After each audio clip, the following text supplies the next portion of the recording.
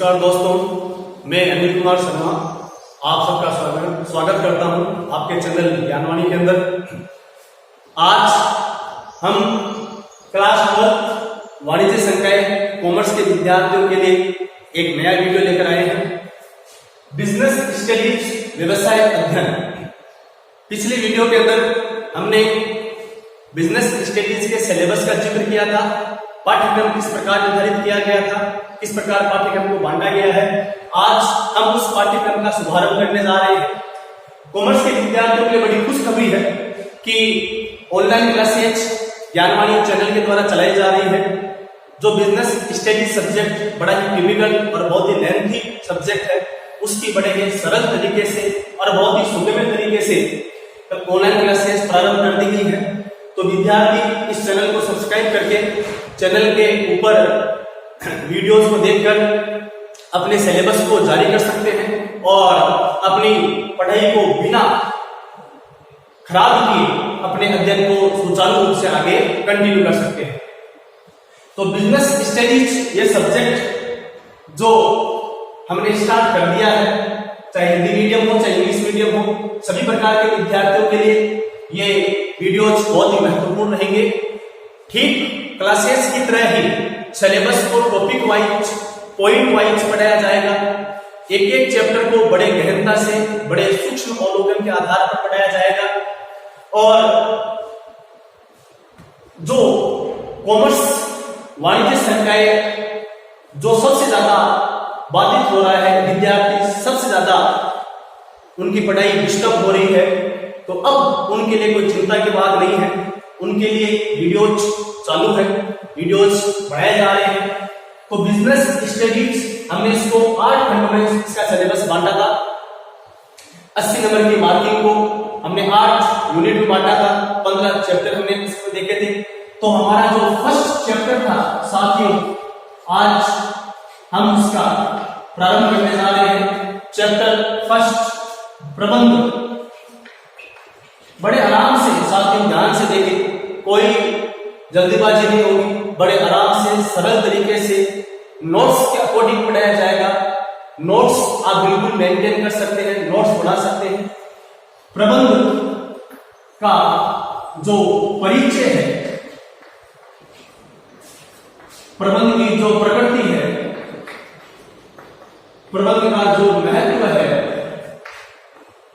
एवं प्रबंध का जो क्षेत्र है, वो सभी इस चैप्टर के अंदर सम्मिलित किया गया है। साथ में हम जानते हैं मैनेजमेंट। यूनिट फर्स्ट के अंदर 3 चैप्टर है, तीनों मैनेजमेंट के हैं। इंट्रोडक्शन का, उसकी प्रक्रिया वाला और उसके सिद्धांत या तकनीकें, तीनों चैप्टर आपके यूनिट फर्स्ट में आएंगे। तो पहला पार्ट आता है आपका इंट्रोडक्शन का, चाहे उसकी हम परिचय इंट्रोडक्शन बोल दे, इसके हम जो इसकी प्रकृति है, नेचर है, इसका नेचर, इसका महत्व, सिग्निफिकेंस क्या है और इसका स्कोप क्या है, ये हम अध्याय आज प्रारंभ करने जा रहे हैं। तो दोस्तों ध्यान दें, चैप्टर फर्स्ट जो प्रबंध है, सबसे पहले तो हम इस बात का डिस्कशन करते हैं कि प्रबंध क्या है। क्योंकि 12th वाणिज्य के विद्यार्थियों के लिए बिजनेस स्टडीज के अंदर ये शब्द बार बार घूमेगा, बार बार आएगा, बार बार आपसे एक दिमाग में प्रश्न उठ के आएगा कि प्रबंध प्रबंध प्रबंध क्या है, प्रबंध क्या है। तो प्रबंध हम देखेंगे, इसे इंग्लिश में कहते हैं मैनेजमेंट। हम बार बार सुनते आ रहे हैं, बचपन से सुनते आ रहे हैं, मैनेज करना है, मैनेज करना है, मैनेजमेंट करना है, मैनेजमेंट, प्रबंध। तो देखिए कि सबसे पहले तो शब्द सीखते हैं बंद। बंद क्या है? बंद किसे कहते हैं? बाइंड करना, जोड़ना, बंधन करना, दो या दो से अधिक का जुड़ना,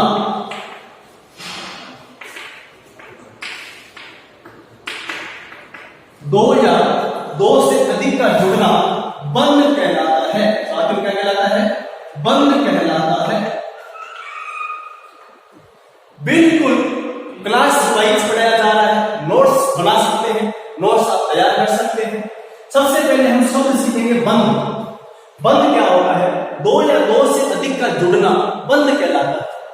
तो इस बंद जो है कोई भी इकाई का, दो इकाइयों का, दो या दो से अधिक का जुड़ना, किसी का भी जुड़े वो बंध कहलाता है। यहां हम एक प्र उपसर्ग लगा दे, क्या लगा दे? प्र उपसर्ग लगा दिया हमने।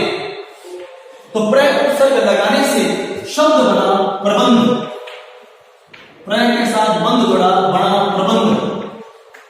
तो आप जानते हैं प्र उपसर्ग प्रबलता को, मजबूती को, सुदृढ़ता को, ख्याति को, इन शब्दों को व्यक्त करता है। तो प्रबलता यानी मजबूती, दृढ़ता। तो अब अगर इस शब्द को ध्यान से देखें तो एक आ गया सुव्यवस्थित शब्द। इसको अगर सारांश रूप में निकालेंगे तो एक शब्द निकल कर आएगा सुव्यवस्थित, सुनियोजित।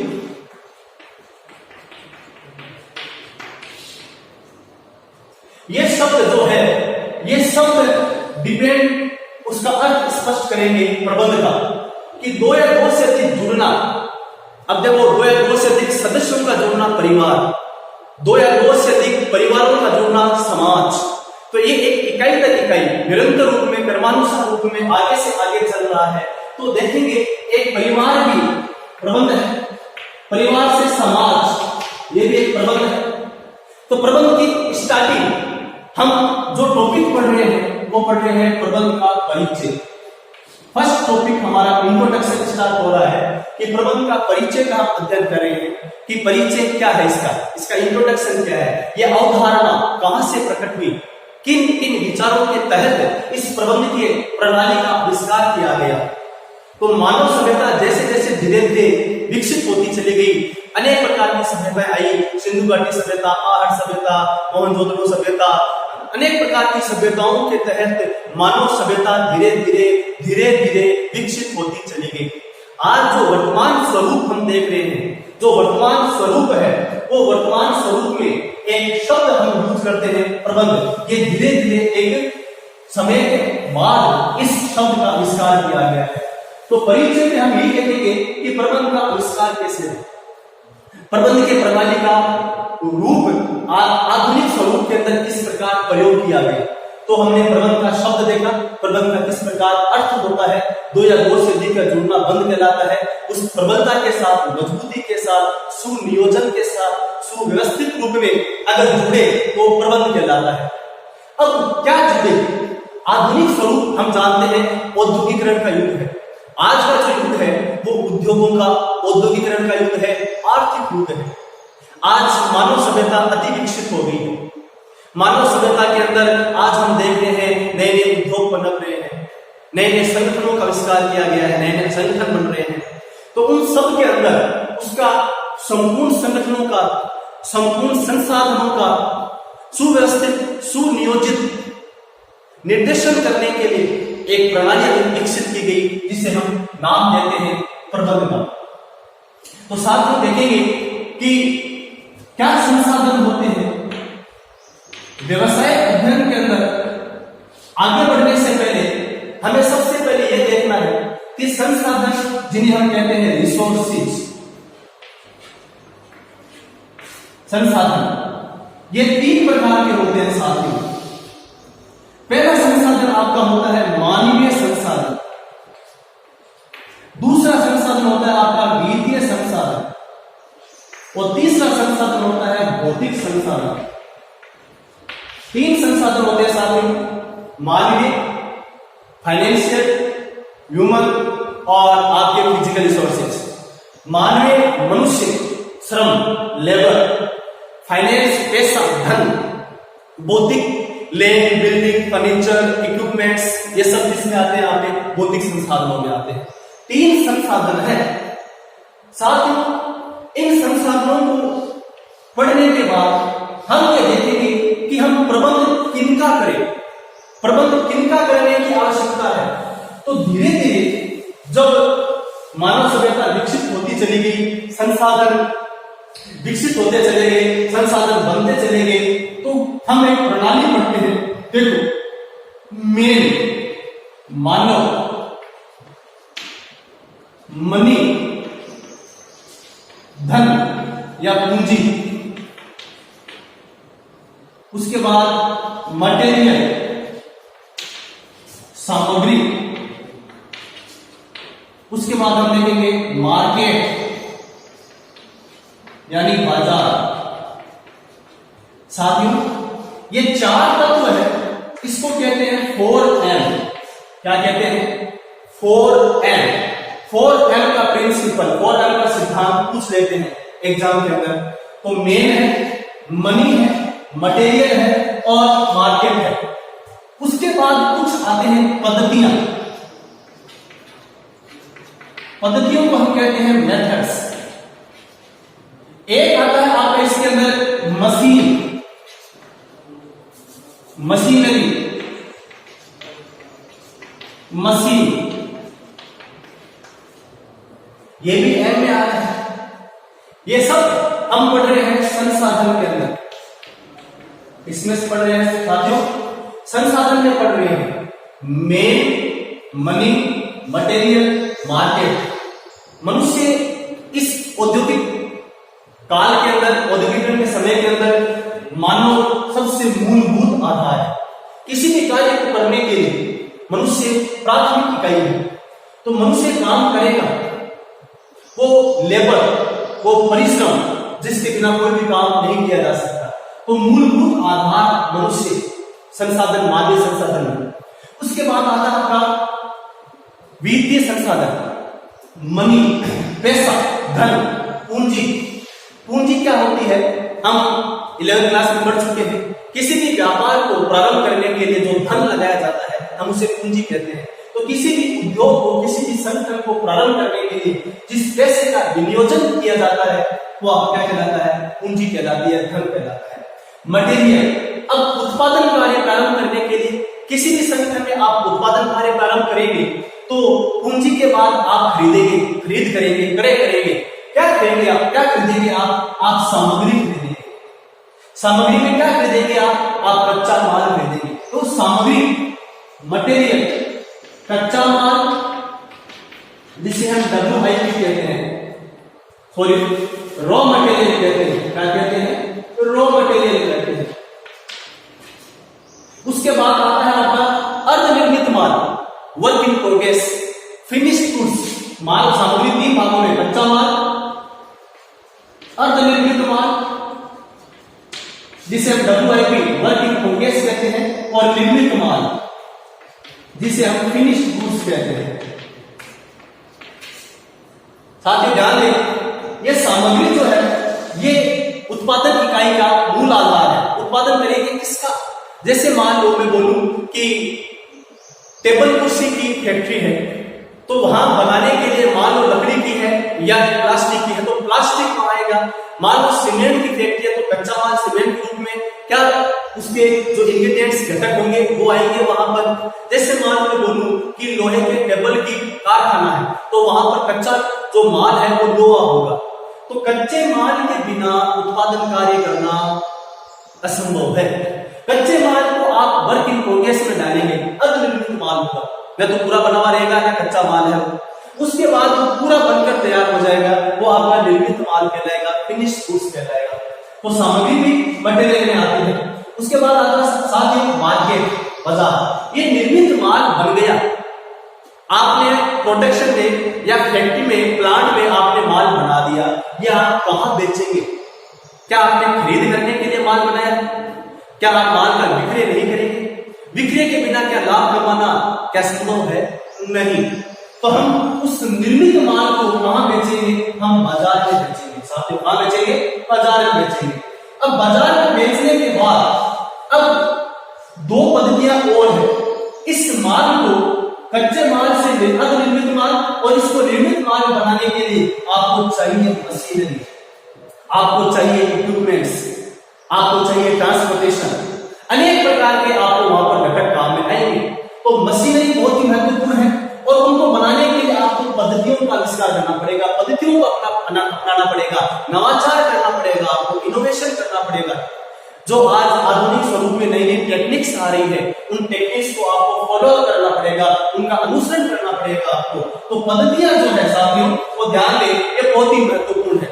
आप आज देखते हैं जितना भी प्रोडक्शन कैपेसिटी है वो आजकल पूरी की पूरी आप देखते हैं टेक्नोलॉजिकल के तहत, तकनीकी विकास के तहत पूरी की पूरी मशीनरी पर डिपेंड हो गई है। आज केवल आपको मैनुअल कुछ नहीं करना है, आज पूरा का पूरा काम कंप्यूटराइज्ड हो रहा है, रोबोटिक्स हो रहा है, मशीनों के द्वारा काम किया जा रहा है। तो पद्धतियां ये धीरे धीरे मनुष्य ने अपने ज्ञान का, अपने विवेक का प्रयोग करते हुए इन पद्धतियों का आविष्कार किया, नई नई तकनीकों का आविष्कार किया, नए नए सिद्धांतों का आविष्कार किया, जिस पर पूरा संगठन टिका रहता है।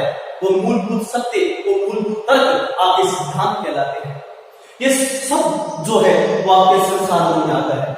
अब साथियों, हम वापस मोड़ते हैं कि प्रबंध किनका किया जाए। देखो, हमने 4M पढ़े और हमने इसके अलावा 2M और पढ़े, main, money, material, market, methods और मशीनरी। इन सभी संसाधनों का अब प्रबंध क्या है। देखो, प्रबंध ये शब्द, इस शब्द का हम बहुत गहनता से अवलोकन करते हैं। इन 6 के 6M का, चाहे मेन हो, चाहे मनी हो, चाहे मार्केट हो, चाहे मटेरियल हो, चाहे मेथड्स हो, चाहे मशीनरी हो, इन सभी M का, इन सभी संसाधनों का क्या किया जाए। देखो ध्यान से, सुव्यवस्थित एकत्रीकरण किया जाए, इनका सुव्यवस्थित एकत्रीकरण किया जाए, इन सभी संसाधनों का समुचित उपयोग किया जाए, बराबर ये दोनों काम करना कहलाता है प्रबंध। क्या कहलाता है? प्रबंध कहलाता है। एक संगठन के अंदर जितने प्रकार के संसाधन हैं, मानवीय, भौतिक संसाधन, वित्तीय संसाधन, इन सभी संसाधनों का, चाहे हम कहते हैं कि मानव का, वित्त का, हम कहते हैं मशीनरी का, पद्धतियों का, हम कहते हैं कि वहां पर माल का, बाजार का, इन सभी संसाधनों का सुव्यवस्थित एकत्रीकरण करना, एक जगह को एकत्रित करना, उनका सुनियोजन करना और उनका समुचित उपयोग करना, ये प्रणाली प्रबंध कहलाती है। क्या कहलाती है? प्रबंध कहलाती है। ये आपको बड़े ध्यान से देखना पड़ेगा। जितने भी संसाधन है, उन सभी संसाधनों का सुव्यवस्थित एकत्रीकरण करना और उन सभी संसाधनों का समुचित सामंजस्य के साथ समुचित उपयोग करना, ये प्रणाली, ये प्रक्रिया प्रबंध कहलाती है। अब आगे बढ़ते हैं कि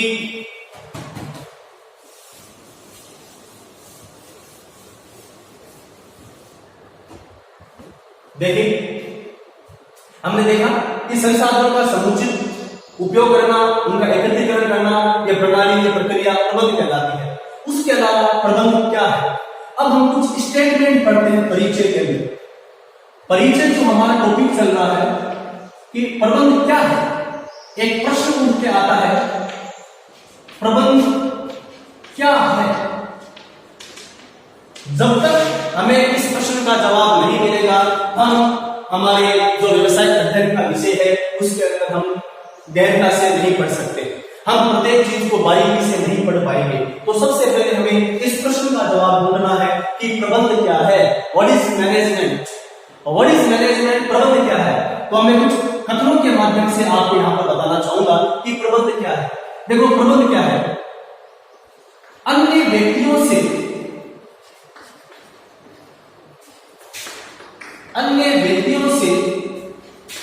कार्य करवाने की कला, अन्य व्यक्तियों से कार्य करवाने की कला को ही प्रबंध कहा जाता है। कई प्रकार के कथन हम पढ़े, आपके जितने भी कथन है इनको नोट्स रूप में बना लें, इनको नोट्स आप कॉपी पे लेकर तैयार कर लें, इन्हें याद करने का प्रयास करें। आपको किताब पढ़ने की आवश्यकता नहीं है, आप किताब के अंदर देखने की आवश्यकता नहीं है, केवल चैप्टर वाइज आप वीडियो को देखें और उन्हें आराम से धीरे धीरे आप समझते चले जाए। आपका पूरा चैप्टर बड़े कंठस्थ आपको याद हो जाएगा। अन्य व्यक्तियों से कार्य करवाने की कला को ही प्रबंध कहा जाता है। देखो, काम करना और काम करवाना ये दो चीजें हैं। काम करता है मनुष्य और काम करवाता है उसका अधिकारी। अब अधिकारी किस वर्ग का है, किस स्वरूप में है, वो उस संगठन के ढांचे, उसके स्तर पर डिपेंड करता है, निर्भर करता है। तो एक सुव्यवस्थित प्रबंध प्रणाली क्या है, जो किसी भी संगठन में, जो किसी भी औद्योगिक ढांचे के अंदर या किसी भी वित्तीय ढांचे के अंदर या किसी प्रकार के प्रणाली ढांचे के अंदर अगर अन्य व्यक्तियों से काम करवाया जाए और वो भी प्रभावी ढंग से अगर अन्य व्यक्तियों से काम करवाया जाता है, जो प्रणाली प्रयोग की जाती है, उसे ही हम साथियों प्रबंध कहते हैं। क्या कहते हैं? प्रबंध कहते हैं। एक और देखते हैं कि प्रबंध क्या है। पहला कथन हमने देखा, अन्य व्यक्तियों से कार्य करवाने की कला को भी प्रबंध कहा जाता है। साथियों, एक और कथन हम जिक्र करते हैं कि न्यूनतम लागत या कहते हैं न्यूनतम प्रयास, लागत कम आए और प्रयास यानी परिश्रम भी कम लगे। न्यूनतम लागत या प्रयास से अधिकतम उत्पादन या अधिकतम बिक्री या अधिकतम लाभ, ये जो है यहां पर हम एक शब्द लेते हैं लाभ का। ये धारणा बहुत ही प्रचलित धारणा है साथियों। न्यूनतम लागत या न्यूनतम प्रयास, जो हाई प्रोफाइल मैनेजमेंट होते हैं, जो एग्जीक्यूटिव ऑफिसर होते हैं बड़े बड़े संगठनों के अंदर, वो केवल अपने मेन पावर का यूज ना कर अपनी जो माइंड कैपेसिटी है, अपना जो प्रबंधकीय जो मैनेजरियल कैपेसिटी है, उसका यूज करते हैं। वो लेबर वर्क नहीं करते हैं। वो कौन सा काम करते हैं? वो स्मार्ट वर्क करते हैं। तो स्मार्ट वर्क का जो कथन आता है निकलकर, वो इस कथन से निकलकर आता है, न्यूनतम लागत या न्यूनतम प्रयास से अधिकतम उत्पादन या अधिकतम लाभ की प्राप्ति। किसी भी संगठन में प्रयास कम किया जाए और जो आउटपुट है वो बहुत ज्यादा निकल कर आए।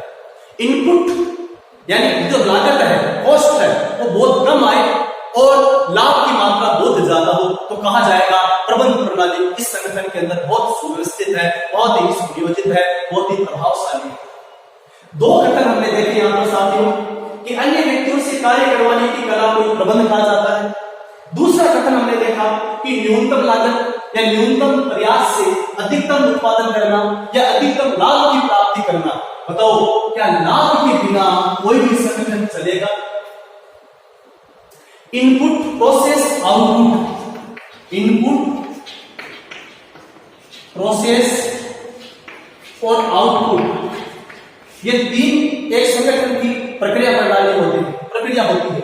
इनपुट आगत, इसे कहते हैं आगत करना, ये आपकी प्रक्रिया है, अंदर की प्रोसेस, और ये आपका है निर्गत, जो बाहर निकल कर आएगा। सीधी सी बात है, जो चीज आप डालेंगे उसी का उत्पाद या सह उत्पाद बाहर निकल कर आएगा। तो इनपुट आपने अपना परिश्रम डाला, आपने अपनी मेहनत डाली, तो मेहनत जो निकल कर आएगी वो आपका लाभ के रूप में, लाभ तत्व के रूप में निकल कर आएगी। क्योंकि एक संगठन लाभ अवधारणा पर चलाया जाता है। किसी भी संगठन का निर्माण, किसी भी संगठन का संचालन हमेशा लाभ अवधारणा पर विकसित होता है। इस पर होता है लाभ अवधारणा। लाभ भी कौन सा? अधिकतम लाभ की अवधारणा। इटग्रे ने कहा था कि कोई भी संगठन अधिकतम लाभ की अवधारणा पर विकसित होता है। अधिकतम, कोई भी संगठन केवल एक वर्ष लाभ कमा लिया, अगले वर्ष लाभ की आशंका न करे, अगले वर्ष लाभ की चाह नहीं करे, ऐसा नहीं हो सकता। उसकी जो इच्छा है वो दिनों दिन बढ़ती चली जाएगी। लाभ मान लो एक वित्तीय वर्ष के अंदर उसने मान लो 50 करोड़ कमाए एक संगठन ने, और अगले वर्ष वो हमेशा 100 करोड़ की सोचेगा, न कि वो 30 करोड़ की सोचेगा। तो ये अवधारणा हमेशा एक संगठन को संचालित करने के लिए, उसे अभिप्रेरित करने के लिए जो तत्व प्रेरकदायी तत्व के रूप में हमेशा आगे रहता है, वो होता है लाभ। क्या होता है? लाभ। अधिकतम लाभ की अवधारणा एक संगठन का आधारशिला होती है, एक संगठन का मूल तत्व होता है। दो कथनों से हमने देखा साथियों कि प्रबंध क्या है। अन्य व्यक्तियों से कार्य करवाने की कला को प्रबंध कहा जाता है। न्यूनतम लागत या न्यूनतम प्रयास से अधिकतम उत्पादन या अधिकतम लाभ की प्राप्ति करना प्रबंध कहलाता है। अब देखो, एक अंतिम कथन और पढ़ते हैं जो इस पूरी की पूरी प्रबंध के परिभाषित कर देता है। इस प्रबंध शब्द का पूरा व्यापक अर्थ अगर हमें देखना है तो हम एक परिभाषा पढ़ते हैं कि किसी भी संगठन के अंदर, तो किसी भी संगठन में, किसी भी संगठन में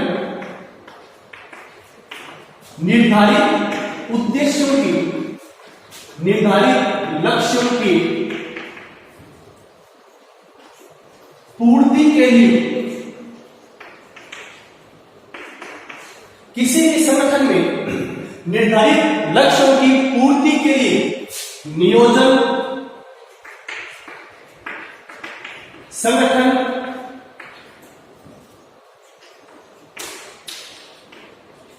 नियुक्तिकरण, निर्देशन एवं नियंत्रण की प्रक्रिया को ही प्रबंध कहा जाता है। साथियों ध्यान दें, आज आधुनिक स्वरूप के अंदर जो ढांचे में परिवर्तन हुआ है, जो प्रणालियों में परिवर्तन हुआ है, जो पद्धतियों में परिवर्तन हुआ है, उन सभी का जो सार निकल कर आता है, जो प्रबंध को बहुत ही सटीक उसकी व्याख्या करता है, वो क्या व्याख्या की जाती है कि किसी भी संगठन के अंदर, चाहे वो संगठन लघु है, चाहे मध्यम संगठन है, चाहे वो दीर्घ संगठन है, चाहे संगठन कोई सा भी है, उसमें निर्धारित लक्ष्यों की प्राप्ति के लिए नियोजन, नियोजन शब्द होता है प्लानिंग, क्या कहते हैं? प्लानिंग। संगठन को कहते हैं साथियों ऑर्गेनाइजेशन। ये प्रबंध के कार्य है।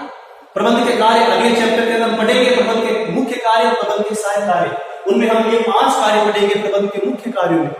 प्लानिंग करना, ऑर्गेनाइजेशन करना, स्टाफिंग करना, डायरेक्टिंग करना और कंट्रोलिंग करना। प्रबंध के 5 कार्य होते हैं। प्रबंध के कितने काम होते हैं? 5 काम होते हैं। पहला होता है planning, organisation, staffing, directing and controlling.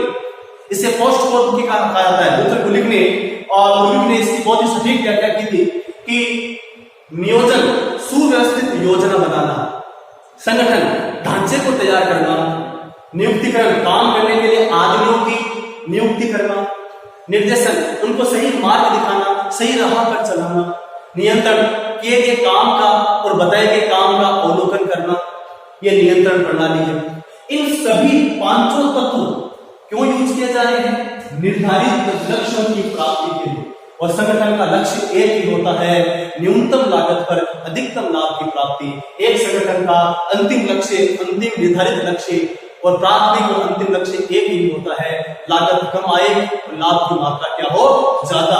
तो इन सभी 5 तत्वों का प्रयोग करते हुए लक्ष्यों की प्राप्ति करना, इसे हम क्या कहेंगे साथियों? इसे हम कहेंगे प्रबंध। क्या कहेंगे?